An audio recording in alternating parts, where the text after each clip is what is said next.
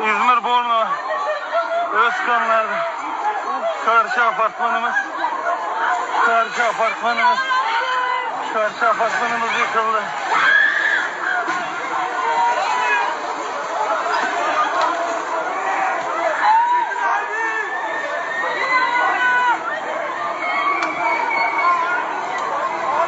Abi canı yayını alma ya.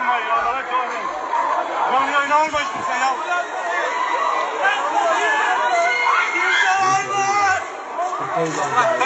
Bir sessiz olun da adamlar bir bas.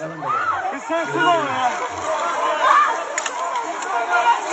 Bakın bir sessiz olun da içeriden ses duyalım.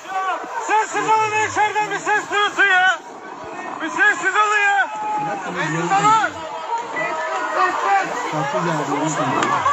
Tamam bir sakin ol. Tamam Devran ben de polisim. Bu bizim karşı ben burada oturuyorum.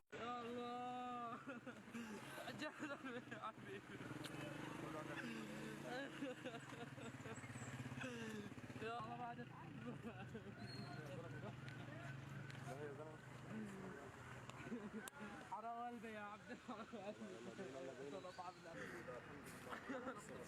يا رب